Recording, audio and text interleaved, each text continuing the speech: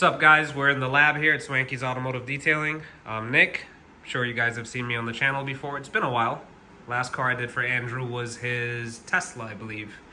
Had some changes over here. We're actually growing. We're about to get a whole facility, so we'll be able to service all you people in the Central Florida, Daytona area, Jacksonville, wherever you're located. Let's get into this. So here we have his 2021 GT500, which he picked up. Now, the car was claimed to be previously ceramic coated. However, when we washed it, we didn't see much of it. And that's kind of why Andrew brought it to me. He was like, hey man, I washed the car and this thing really didn't behave like anything that you've done for me. And I said, well, bring it by, we'll take a look at it. The car appeared to have probably one of those spray-on ceramic sealers that the previous owner probably got scammed with. There's a lot of that stuff out there on the market, and it's not a real ceramic coating. It's not going to last the years. It's not going to provide the durability or the hydrophobic effects or any of that stuff. Furthermore, let's look at the condition of the paint. You can see that it's just very much not that good. So our goal here for Mr. Andrew is we're going to try to get the whole car to look like that. That's a simple one-step correction. We're using a Eurofiber pad with a cutting compound and polish in one. Because our goal here is when we're achieving this, I'm actually peeling back clear coat on this car, effectively cutting down the life of this car's paint. So it's important that we get the car nice and shiny, get out most of the swirls, and then preserve most of his clear coat so the car has tons of durability left on it. Right now, it's already been washed. We've decontaminated it, which consists of a decontamination wash, iron removal, clay bar. We dried it, and you can see this was the little test area I did here. Only one pass. So we're looking to clean up the whole car to this standard or better. And that'll allow us to move around the car rather quickly, efficiently. And then I'm going to coat the car with probably one of my 5-year coatings over there. And it'll have it looking nice and good for Andrew. So currently we have everything all taped up, because we don't want to mess up any of his pinstriping. And Zach's working on the lower portions on the bumper there. And then we'll be back with more results. All right, so we're back with Nick, Swanky's Auto Detailing. He's been on here many times, but you guys just saw some cool shots of the car, but I'm looking at the car right now. It looks absolutely amazing. Yeah, that's the thing I love to see. So usually when I send out like progress photos or videos and all that stuff, everybody seems to think that it's edited, or nobody thinks that it really does look the way it looks when you show up in person. That's probably my favorite part, because whenever you see a car after I do it, everybody's always breathtaking. Like, oh, it's not the same car, it's a different car. It's the raw photos, no editing. I mean, you can see. The gloss is really there, and part of that is the polishing technique, and the other half of that is the coating. You know, coating does change the way your car looks, and I think a lot of people fail to understand that. So when you have these companies or people improperly installing coatings, that's also affecting the clarity in your paint. You know, knowing your brand and which coating to use, different ones do different things. Some provide more of a candy look, some do more gloss, some have a slicker feel than others, and ultimately it's knowing what's best for your client to give the best outcome.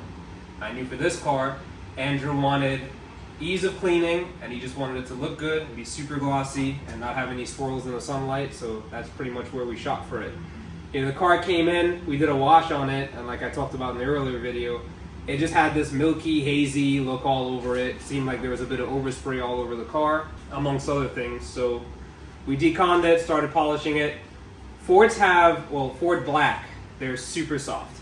So what that means is it's good and bad. It can scratch in more easy, but also in the correction process, it makes it a little bit easier, but you have to know what you're doing. So what might be an easy correction on one car will swirl and mar up Ford Black. So this car was polished with... You can just see the carbon fiber there. I mean, it's just so clear. This is raw. I'm not even going to edit anything. The car was finished polished with this. I mean, this is like, you can rub your face with this. Yeah. This is a very soft pad. You use this on a German car and it'll do a whole lot of nothing. You might as well throw some lotion on there and spin it around. But on the Ford Black, it absolutely made a big difference. It really helped bring out the gloss black. And when I picked up this car, I think we talked about this. I didn't want a black car. Yeah, he wasn't impressed with it. But because it's hard to clean. The 350R, like, unless I had Nick clean it, which was not coated, not corrected. Unless Nick cleaned it, it was the only time it looked like genuinely clean in person. On video, I can make it look like decent, but it just, without a full, you decon it and, you know, just... Yeah, we put some like spray sealants on there just to kind of help it out. And that would help it for like a few days, but you know, it would go back to the same old thing. And the 350R also had a lot of, it was one of the quarter panels on the 350R. It was like super marred out. I can't remember what or why. It looked like somebody took a rotary polisher to it and didn't know what they were doing. Yeah, we were planning on doing that, but you know, we ended up selling that, and then it all worked out. Yeah, this thing looks but sweet. it's just, I mean, the car, I was so excited about it just in general, but like when I got it, the paint was hazy, and like I tried cleaning it and it didn't clean. Like it, you know, I don't have, there's a lot here, but I don't have all the fancy stuff, and I just tried to do a basic clean. You know, I have a spray foam cannon, you know, just light left to right, and it didn't do anything. And that's all you need. Once a car is properly coated with a good coating, just a basic pressure washer, even if you have a hose and you're using a foam gun, a good soap, a good wash mitt, a blower, or a nice drying towel, and a nice little drying is all you need to maintain a ceramic car. You do that once or twice a month, and it will last the 4, 5, 6 years that a coating's supposed to last. And then you really bring it back every 6 months or every yearly, and then we do like a topper, and you keep it going, and it'll last forever. Yeah. It's all how you take care of it. No, I mean, this was so necessary. I mean, this car is just like, this is like, when I picked up the car, I was like, this is sweet, but like I was also just kind of like not, like, I was just not 100% on the paint, but like now it is so good. If you're seeing any little speckles, that's literally just dust. Yeah, it's got some dust and some lint on it. There's so much dust in this garage from we're blowing these polisher pads out.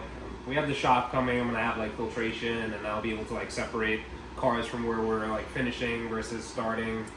But you can just see the clarity there. I mean, it is just night and day difference from before. I mean, I'm happy with it. Yeah, and I mean, knowing your client, right? So there's nothing in this world is free. If you want a car showroom perfect, and I mean showroom perfect microscopically under a paint light, you have to understand what's happening to do that. We're peeling back your clear coat. So think of an onion, and we just keep taking layers off. Eventually, what are you going to be left with? This car has all this power. You drive it on the road. It gets used. You just want it to look good, gloss, and be easy to clean. Right. So you got to understand the importance of doing what's required and giving the client what they want to make them happy. The RX-7 I just did, if you guys check out my Instagram, I did like a full restoration on I think it's a 1994. Mm-hmm. And that required all that sanding and all that stuff. That car is perfection. There is not even a microscopic swirl in that car. But that was it, one and done. That car gets scratched, somebody rubs up on it. There's like practically no clear coat left on a car of that age to fix that now. Right. It's just not there. So if you're gonna keep something forever, really you just want it to look good, maintain it, and leave the meat on the bone so you can take care of the car for the rest of its life. You don't want to hammer it one shot, and then God forbid somebody comes with a shopping cart, runs it down the side, and now there's not enough clear coat to fix that.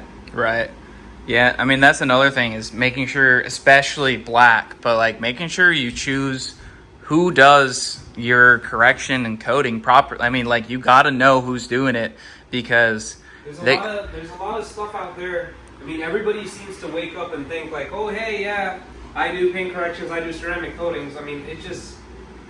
I wouldn't trust anyone else with this. It's not nice. It's not cool. It's not cool being on your knees arched over. Like, if you don't love it, you're not going to do a good job. Yeah. You have to love doing this. And this guy is super picky. That's why he's doing this. I mean, it looks phenomenal. So, and I can just enjoy it now. I can clean it, you know, quick in the morning. You still got to properly clean it, but it'll look good. Technology has come a long way. I mean, there's a couple foams out there that you can literally foam the car down, like let's say quickly before a car show, rinse it off and blow it, and just go. Yeah. I mean, it still doesn't replace a full contact wash, but you can get away with it. Like the stuff that's out there now is pretty cool. I mean, now we can repair messed up ceramic coatings. If the scratches are in the coatings, we can polish it, and the polish literally feeds the coating. And the stuff that's out there now is, every year it's just evolving and evolving and evolving. And I think that's the important thing too, is making sure that whoever you're using, that they're evolving with the times as well. You know, I switched from GT500, which I was laying, I don't know how many bottles of that stuff, to Gion. I just love their stuff. I mean, their marketing, their products. It's really nice stuff. And the slickness of this coating is... It looks awesome. Do you want to show, you got a water, you want to do a water test on an area? Okay, for those of you who do not know just how awesome the ceramic coating is, because you never have to touch this with a drying towel. Yeah, you just blow it. Yeah, just blow it. So now it's on the wheels. It just comes right off. Yeah. It makes it just so Where's the easy. Right here.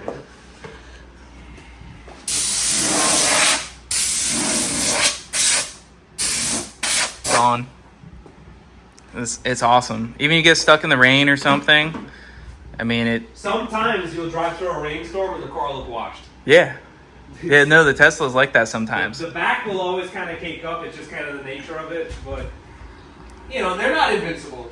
You know, sprinkler water can still be a huge problem. If you have, you know, terrible water and sprinkler water gets on it and you let it bake in the sun and it does nothing, the coating's going to do its job and protect the paint. But if you leave it too long, it will etch in there, and then, you know, there's no solution for those stupid water spots. So if you guys want to get a ceramic coating paint correction done, Swanky's Automotive Detailing. I'm also really excited. Nick just got a shop, so it's getting big time. I mean, they've done a lot of cars in this area, in this shop right here.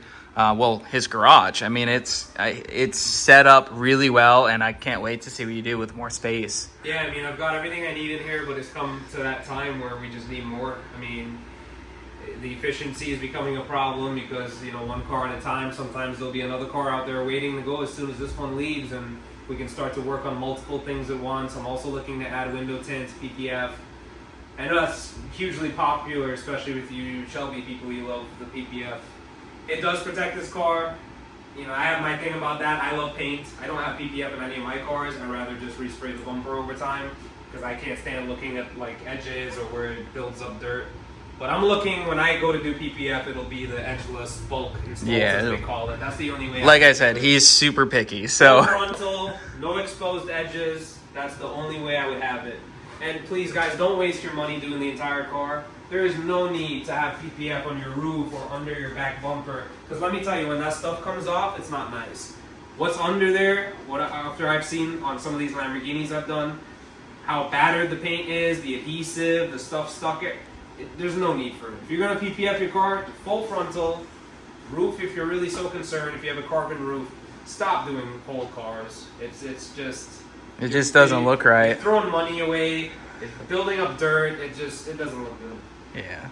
So definitely go check out Nick. Give him a call. Get your car done. Because I can't wait to drive this now. Like, it's... Yep.